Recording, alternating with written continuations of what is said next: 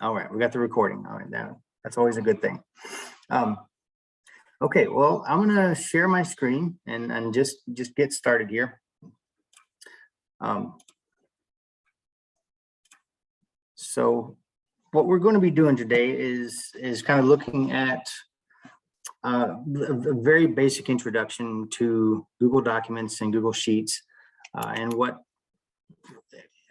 or less kind of doing a side-by-side comparison to what you might have already used in a word processor such as Microsoft Word or a spreadsheet application like Microsoft Excel. And I'm not trying to sell either one. I just wanted you to know what's available to you as an employee and someone who uses Google quite often. There are advantages and disadvantages to each. So I think just awareness and kind of knowing where we are is a really good place to start. But before we get into the Google Docs and the Sheets, I want to zoom out a little bit and kind of tell you what we offer in terms of, well, let me back up a second. Let me go over the objectives first. So today we're going to be identifying basic features and functions of Google Workspace and Microsoft 365. They offer a lot of the same things.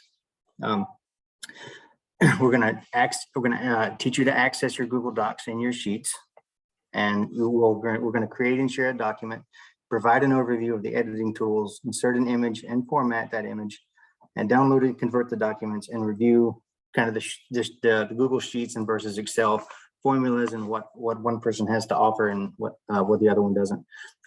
If this list looks just overly basic for you, or if you have anything else to add, I'm always trying to learn myself. So just feel free to, if you know all this, just either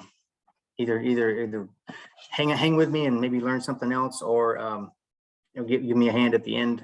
Whatever we need, we'll get through this together. So that's kind of what we're going to be covering today. Like I say, I want to zoom out a little bit and look at what features each service has to offer.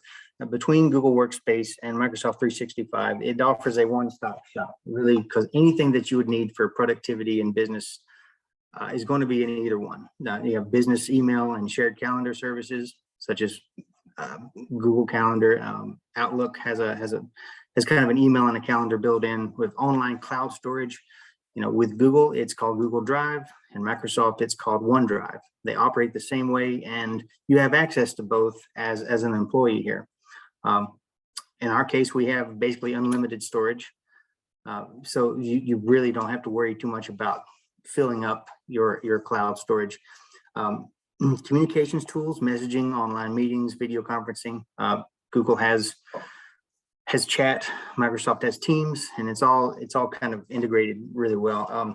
Both services are extremely reliable, and they have robust and with data centers worldwide. So the downtime for each is non-existent. So there's really no downside there. The main difference comes down to application design, and whichever one that you're most comfortable with. I know a lot of us have grown up or have went through college using Microsoft Word products simply because Google Docs and Sheets weren't around yet. When I tell my kids I'm older than Google, they don't really know what to say, but that may be the case. So I think it's as we say, the best knife is the one that fits in your hand. So you just use the tool that's best for you and what gets the job done. So just a little bit about Microsoft 365. So they offer a version of the cloud-based as a competitor to Google Workspace. So you can access a website and get to Microsoft Word and Excel and PowerPoint. But there's also the native desktop apps that you can install. So we offer, as the IT department will offer you up to 5 installs of Microsoft Office to be put on your computer. And they have a really comprehensive range of apps and more flexibility around the workflow. So, some reasons there's better editing for complex Microsoft documents. Word and Excel are defaults, and they're still going to be the industry standard, I think, for many years to come. But that's a topic for another day. So Google Workspace can be used to open up Microsoft files, but I've seen that in cases of in maybe some PowerPoint slides or Keynote presentations. I say Keynote, that's a Mac program. Slides, Google Slides. Some formatting issues can occur. And Microsoft apps are generally just more sophisticated and feature rich because they use, since they're installed on the computer, they can use the hardware on that computer, such as if you have some complex documents, like for example, maybe image rich PowerPoint presentations or Excel files that can have thousands or even tens of thousands of entries. I've heard that, Sheets can actually slow down a little bit because it's only using that web browser. So there's that kind of living on the land aspect of Microsoft 365. A couple of advantages for Google Workspace. It's from the ground up. It is built for collaboration. It is really all about working with other people. And when I say real-time collaboration, that means someone who is accessing the same document with someone else synchronously over the internet. And we're going to get into that in just a little bit. So the workspace collaboration features are really stronger and intuitive, and they really help you work together. Microsoft has something like this, but I felt like it was sort of tacked on after Google had already wrapped this up, and just in terms of how you collaborate and how other people can see your document. Another advantage of Google, easy to deploy. I mean, Google Workspace is completely browser based. All you have to do is open up Google Chrome or really any browser. It plays well with a lot of them now. And there's nothing to install and there's nothing to update locally. So it encourages cloud-based working as well. So the apps are all integrated. You have a Google Drive, which is file storage. You have email, and those files really play well with moving in and out through that ecosystem, and it's very easy to use. Lastly, it's what we call device agnostic. So you can work on any device anywhere you want. So it's capable with working with various operating systems, whether it's Windows or Mac or Linux or an Android or iOS or whatever device you have. If it has an internet connection, it's likely you're probably going to be able to access your documents and use, and everyone will be on the same version at all times. So I'm going to get into, and if there are any questions, I'm going to try to keep an eye on the chat and just throw those in there. And if I can't get to them, I'll in real time, I'll try to get to them at the end. So that let me switch my screens here, and I'm going to go ahead and get into. I'll go ahead and hop into Google Docs here. So is everyone seeing my Chrome screen now?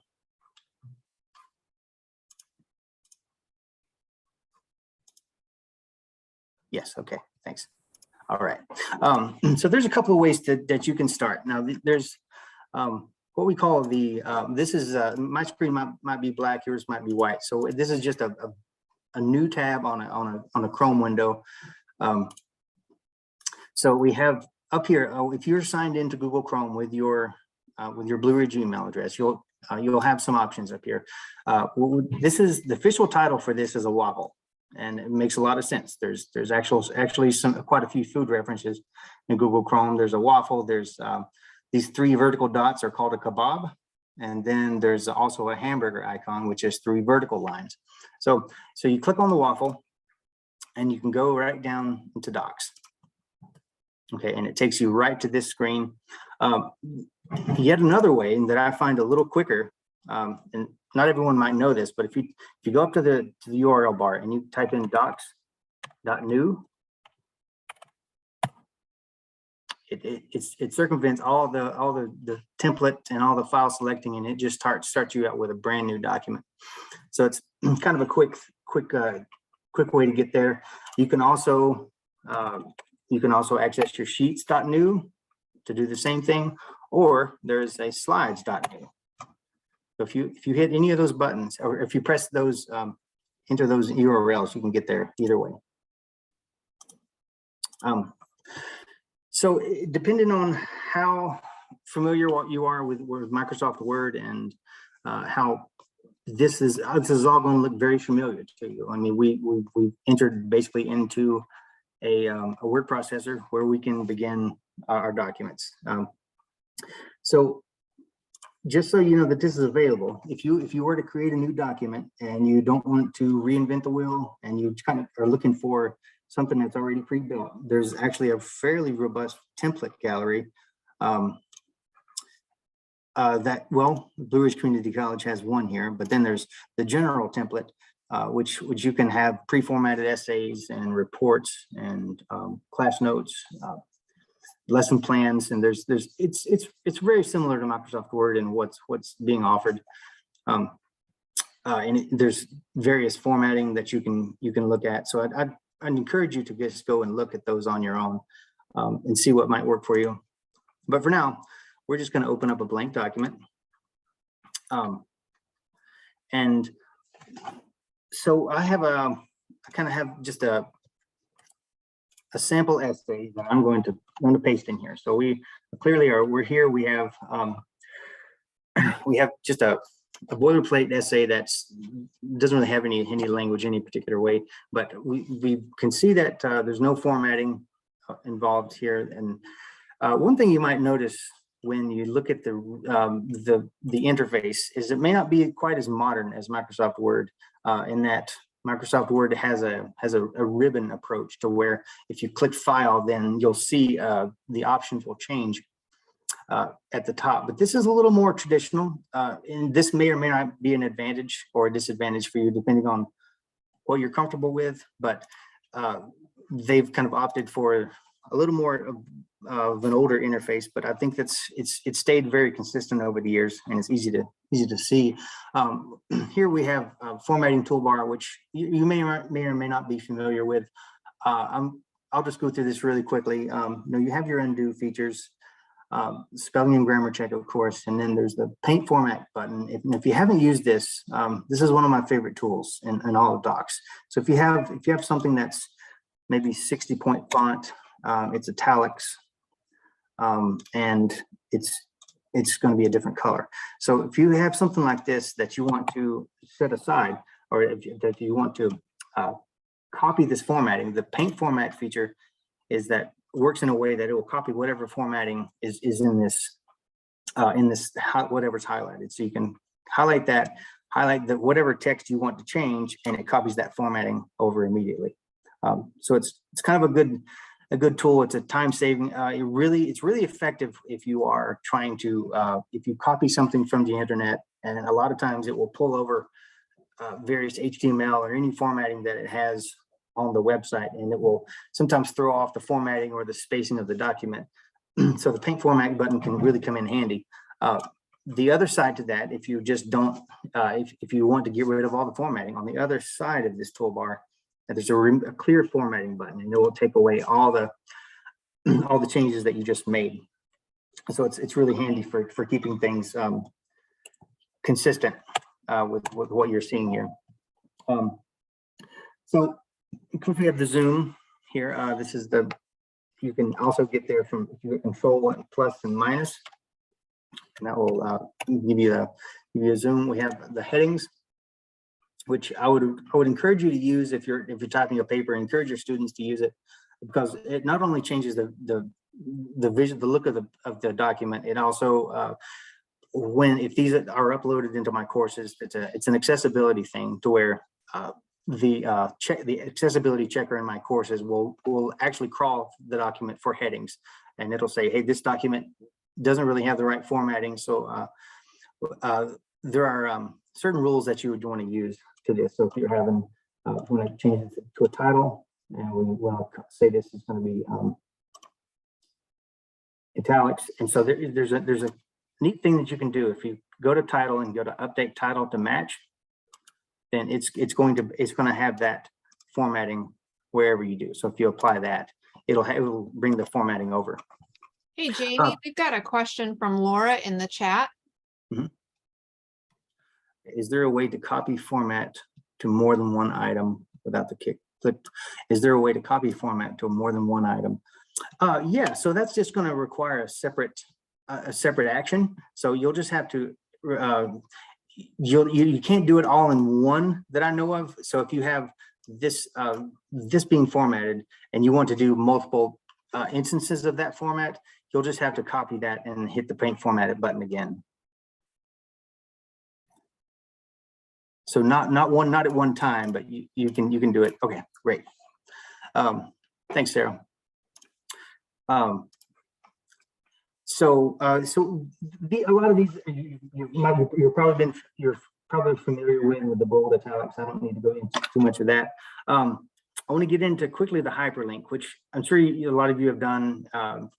It's a way of linking a sentence or to a website or anything. But the cool thing about Google Docs is that since everything is integrated with your Drive and Chrome and kind of utilizing the power of the internet, you can really link a lot of things here. So I'm just going to find a sentence here, 3 points, and then I'm going to go up to this hyperlink and click that.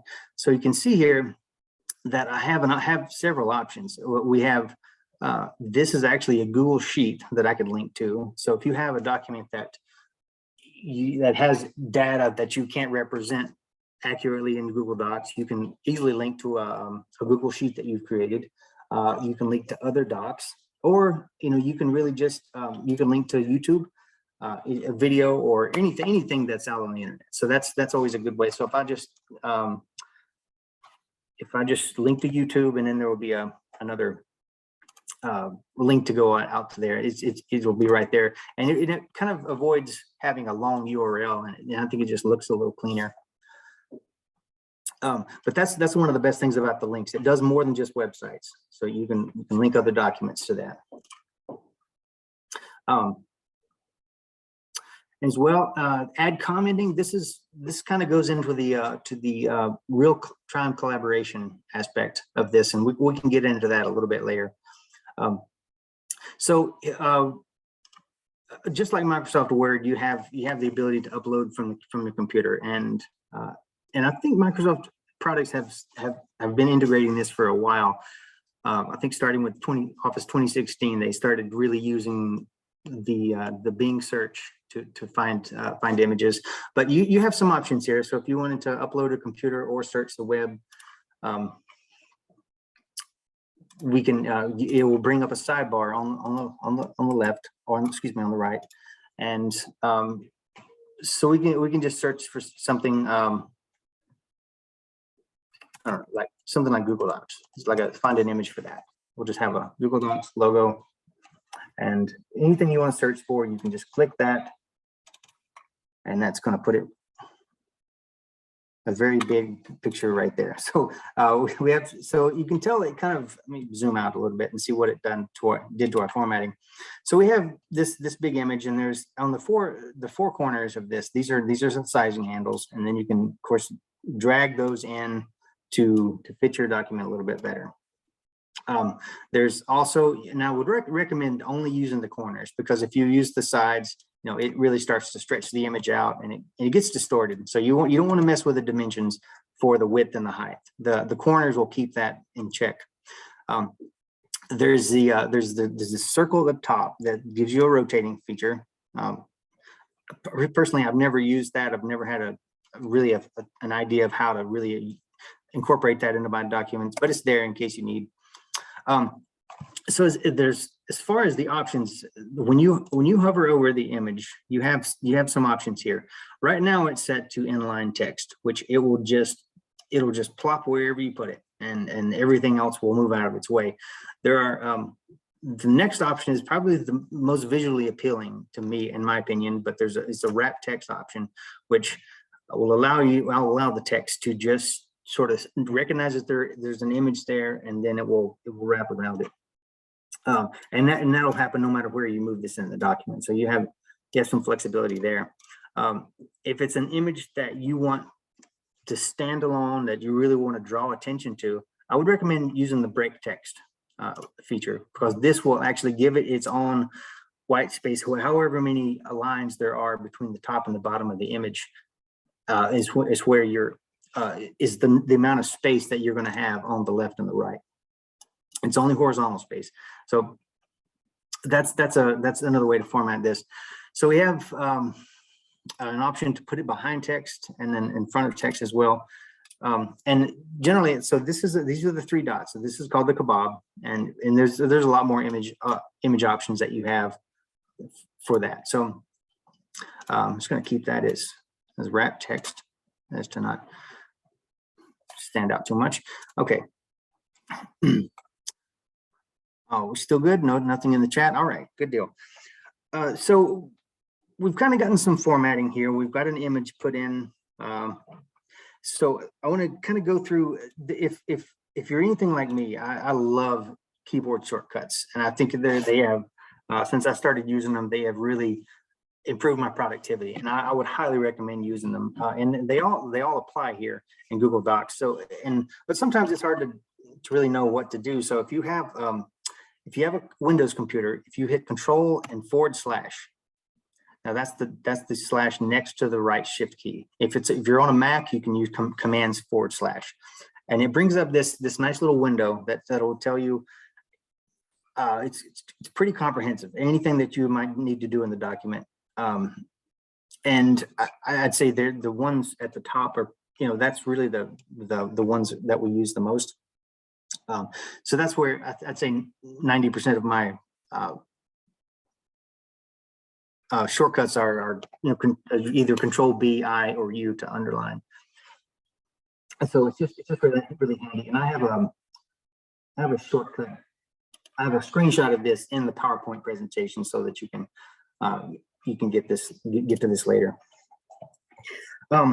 So this, as far as formatting the document, I apologize if that seems a little basic. I know we've all typed up, we're all professionals, and we've all created documents before, but just so you know, it's not an entirely different world, and it is accessible. And there's a lot of reasons to use it. One of the things that really stands out for Google Docs is, as I was saying earlier, is the real-time collaboration and the sharing aspect of it.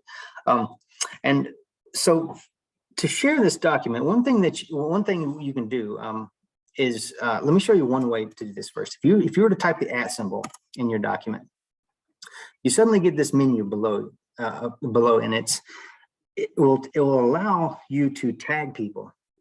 In essence, and it actually shares the document with them. So if I were to say, well, I'll type Sarah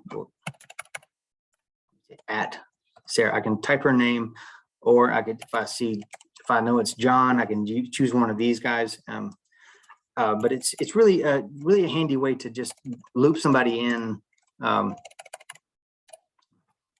So I won't share it with anyone now, but you also have some options to where you can actually link in other files and documents. So it works similar to the hyperlink function and kind of the share, but utilize the @ symbol sometimes if you just need, like if you're mentioning someone's name in the document, then it will help them see the document quicker. The other way, which is probably this is really the more popular way, is this button in the upper right. Is the share. Oh, and you see that I've failed to give my document a name. So this is just a example 5-paragraph essay. So we can save that. That's fine. So it'll fuss at you that you have to name your document. And then at this point we can do the same thing. But I'm going to go back. I'm going to hit the back arrow and show you what options you have as far as how this document will be treated on the internet. Now, Google has whether or not this is an advantage or disadvantage is pretty much for you to decide. But all the documents that you create in Google live on the internet. They live in your drive. They're highly secure. But they don't by default, they don't save locally to the computer. So you have to decide how this document's going to live on the internet. So with a restricted access, only the people with access can open the link. So if I were to share this with only Sarah and Kevin, then no one else will be able to see this. There are people at Blue Ridge Community College, and that's what you call our domain. So anytime you have username @blueridge.edu, that means that link, if you have that link, then you can get to it. That means if someone say at gmail.com or Comporium or something that whatever the end of the email address is, that they won't be able to see that. and then at the last, anyone with the link. So this might be if you're creating a flyer to be posted with a QR code, and you want to send people to a document where they can find out something. If it's going to be a very public-facing thing, then you'll select anyone with the link. Okay, so I'll go ahead and select Sarah, and if I have notify, check and check out the document. And I can just hit, and I can set her as, you have 3 levels here. Editor means that she has pretty much keys to the kingdom. She can delete, she can add commenting. She has full control over the document. The commenter is that there will be a sidebar come over here, and she can add comments to it. And then viewer is obviously just view only, where she has no control over the content or anything that says that that's in there. There are a few other settings that you may not need to add, but just so you know they're there. The editors can change permissions and share. So that means that if I make Sarah an editor to this, she can actually give other people permissions, and she can share it from then on out. So you have to decide what kind of stakes the document is. And the viewers and commenters can see the option to download, print, and copy. So it gives you several levels of control and kind of granular access as to how you want to control your document and who you want to see it. So I'll just cancel all that. I don't need to really share this anything. So in the spirit of collaboration, when you have a document that you're trying to share with people, and you need input from everyone, if you have 3, 4, even 10 people, the changes that they make can get really can get kind of overwhelming. So there's a feature that I think is really cool. That I'm not sure if Microsoft Word has this or not, but if you go into File, go down to Version History, and then you go to See Version History, the screen kind of changes a little bit, and all the tools go away, and you can see all on the right hand side these are each different versions of this document. So if I were to go to one at 1241, you can see there's nothing there because I haven't added anything yet. So around 1255 or so, we added this. So I can click in there, and we can call this current version. And we can have this name this something else, but you have the option, if you don't like the edits that they've made, or if you wanted to kind of dial it in a little bit, you can actually select the one that you like and go to restore this version, and it will undo all the changes that they made. But basically anyone who's made a change, their name is going to show up right there, and actually the status if they're online right now or not. So it's a really neat, as another kebab. You can remove the name or make a copy of that version. Okay, so the last thing I want to get into is the ability to take this and save it locally on your computer. Now, you may not want your documents living on the internet. That's a decision you're going to have to make. But there is an option. So if you want to have this to put on a flash drive, or if you want to save it just an offline version, there's an option. So if you go up to File and you go to Download, so you have a whole slew of options here. Really, the most popular ones that we'll use the most and our students will use are the Microsoft Word format. It converts it to a docx file. So if you click that, you can see down here that it immediately starts downloading as a Word document. So I can click this, and it will open up Microsoft Word.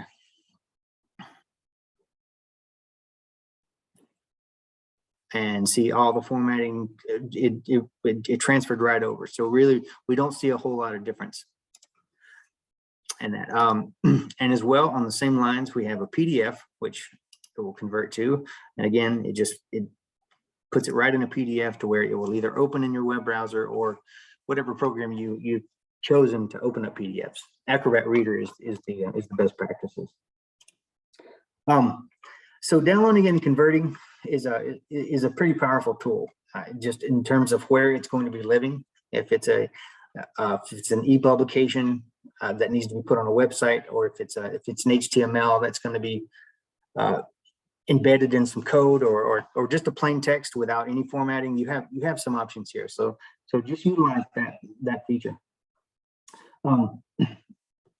And of course the tools, there's just a lot of very robust tools that come with this service. So there's the word count, which is a nice, it's very accessible. There are add-ons. I don't really use add-ons that much. I know there are a lot. There's a whole marketplace that you can look at, and anything from bibliography to accents to translating or whatever it is.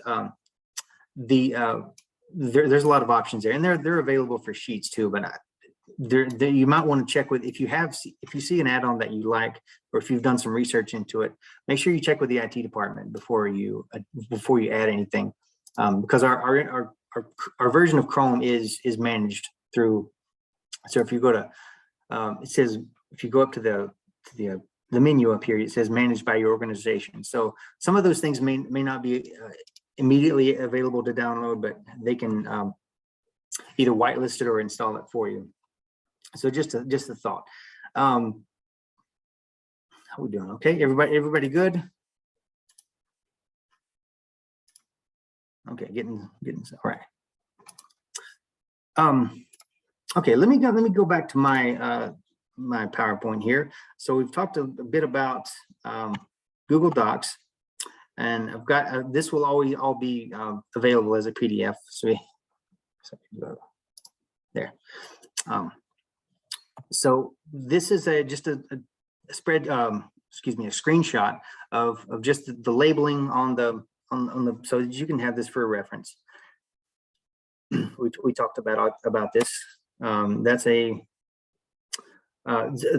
screenshot of the shortcuts that you can have for reference. So we'll just go on to Google Sheets, and you'll have to bear with me. I mean, I'm not a big spreadsheet person, and I've used it a little bit, but knowing that, I think you can make your decision whether or not you need to use Excel or not. So are we still seeing my Chrome window?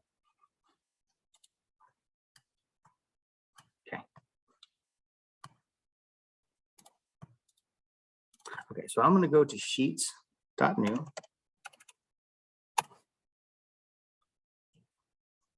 And it's the same way. Okay, good deal. So it's the same thing. So you'll see the same interface that's friendly to you. I'm going to name this time. I'm kind of just going to create something called investments, and I'm going to show you that to kind of highlight the interplay between Microsoft and Excel and Google Docs. I've sort of put some numbers into Excel. They're completely meaningless, but let me back up a little bit. So if I go to File and go to Open, you have several options here.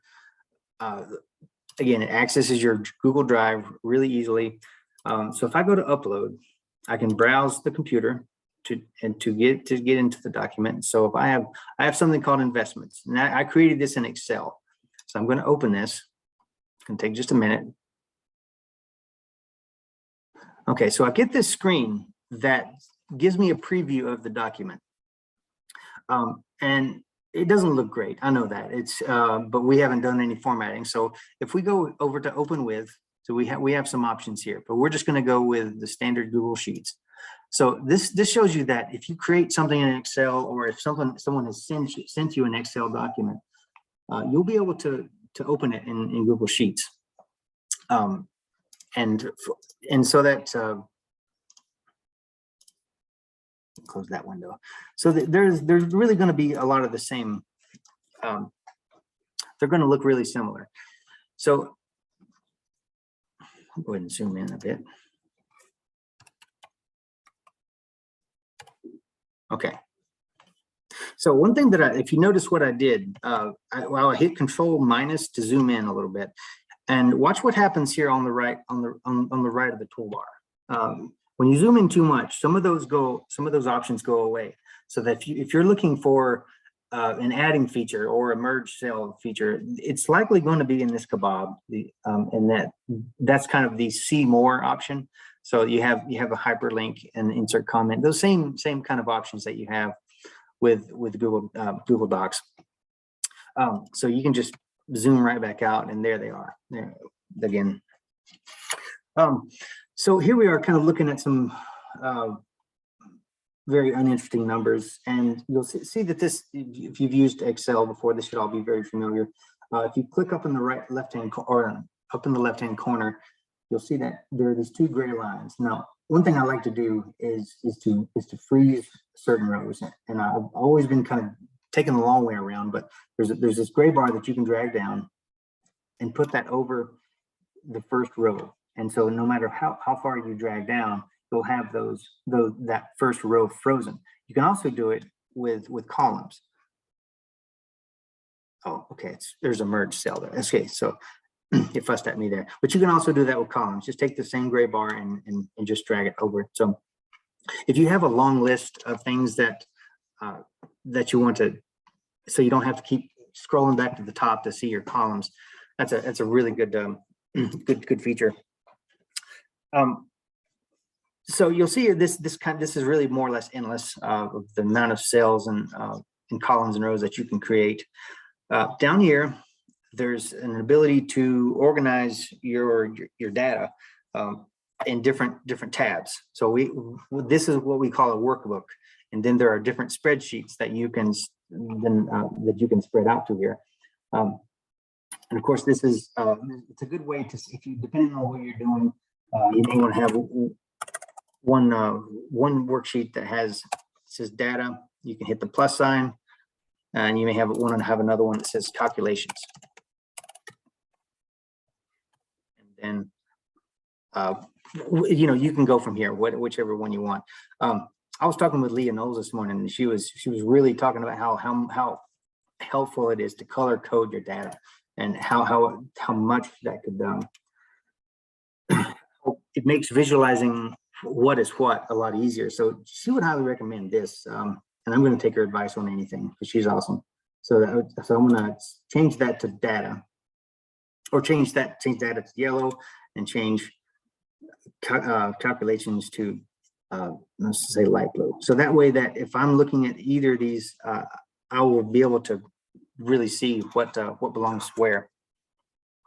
So color coding is always an important thing. So a bit of just about moving around. I won't go into the menus too much because they're really, a lot of the features are similar as Docs, and I think the tools that you're using moving forward will be the same. One of the things that's really helpful is having. Let me get my document back in here.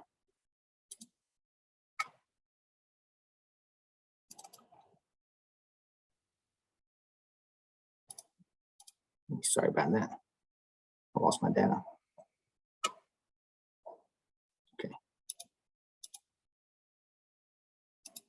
Okay. Okay. So one of the things that you can also do with Google Sheets is really it's about visualizing data and manipulating that data to give you what you're looking for. So there's a feature called the filtering. So if you were to create new filter view, you can highlight the rows that you want to filter, and it creates this. Let me move those out. So you can take the handles and drag this over a little bit too.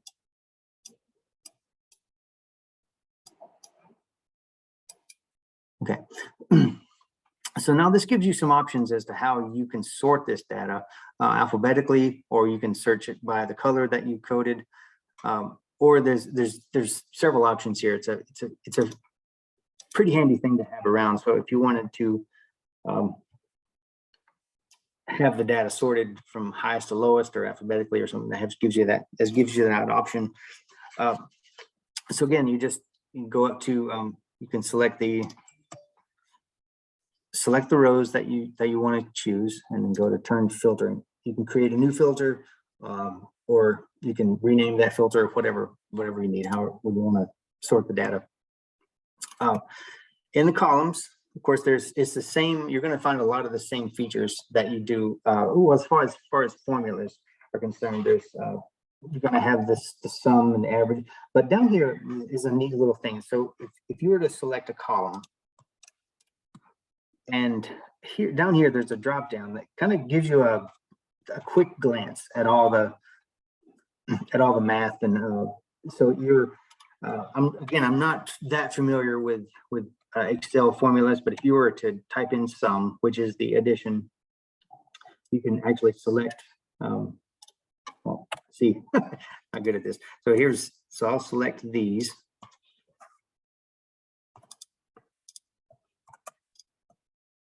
And then so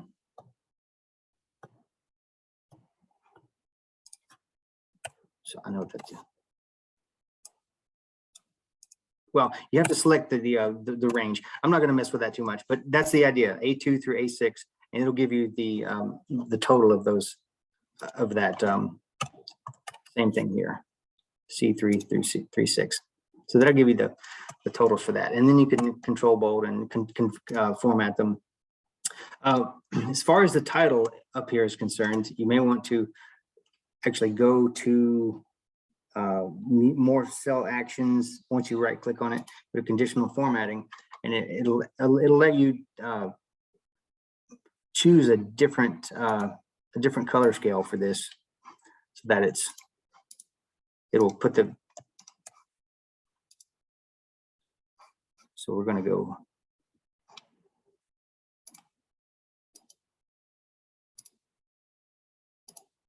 Okay, there we go. So it just kind of makes it look a little better. And again, these are features that are in Microsoft Excel that you can move over fairly easily too.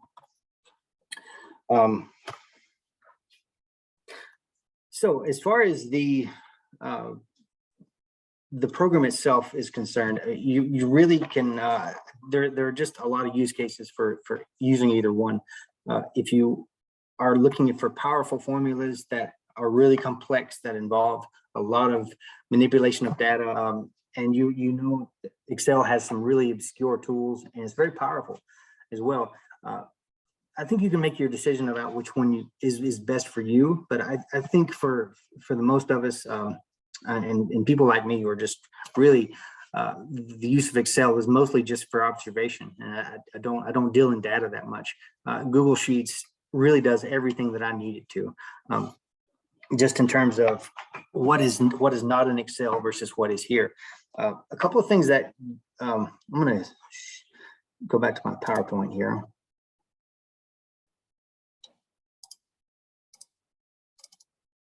And let me make sure I covered everything here. So we got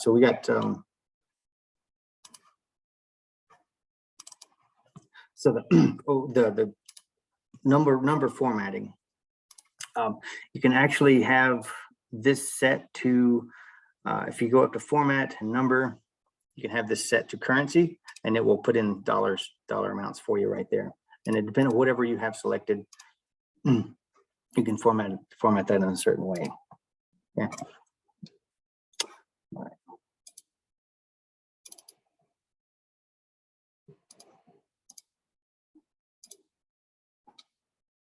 Okay, good on the chat.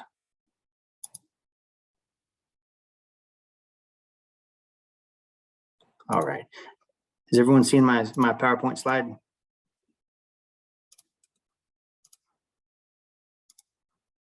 Okay, thanks. All righty. So that's really more or less the overview for Google Sheets. There's a couple of these that I had to kind of do a little research into, and any Google Sheets function that are not available in Excel. I'll go through these real quickly, and just forgive me, I don't have any real authority to speak on these, but I know that there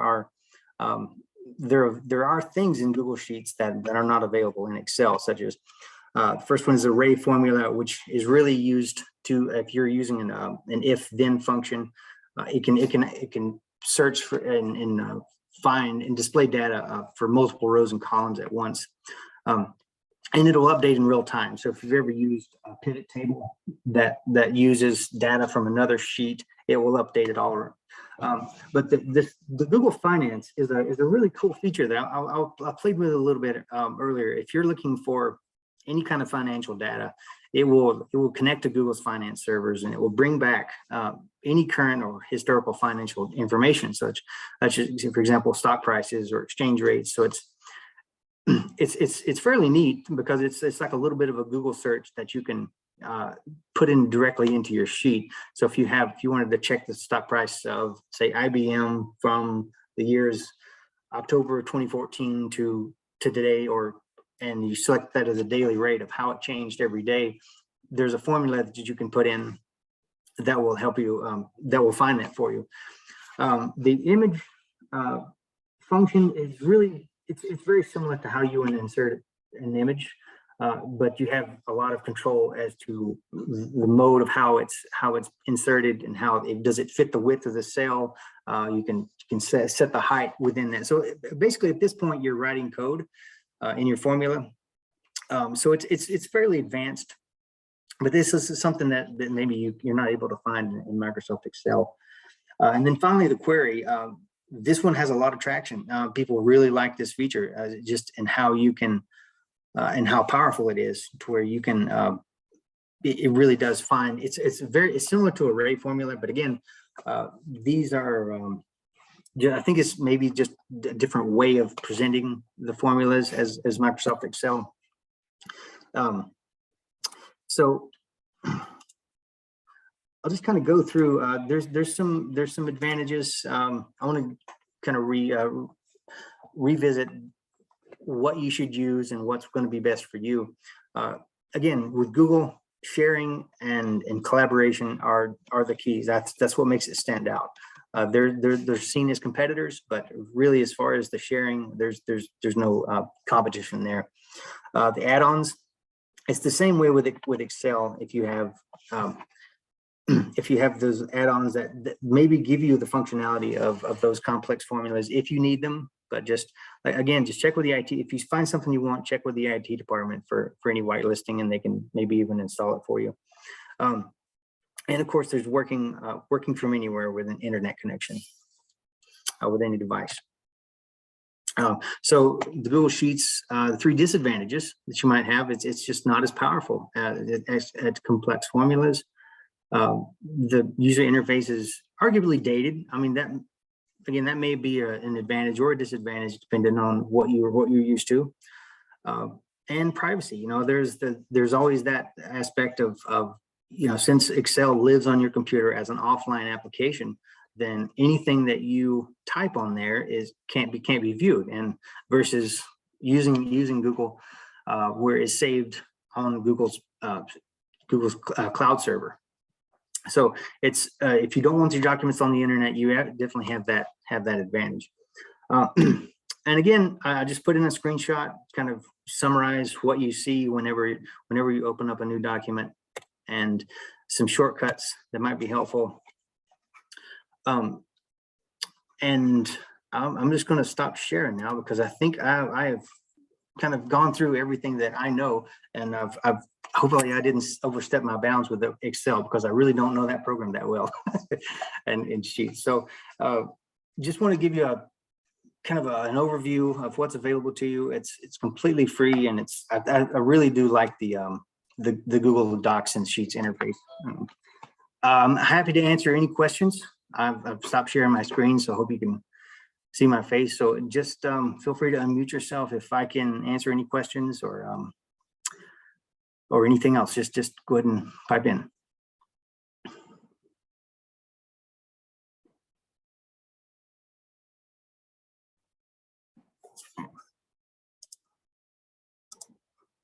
Okay, well, I'm getting all smiles.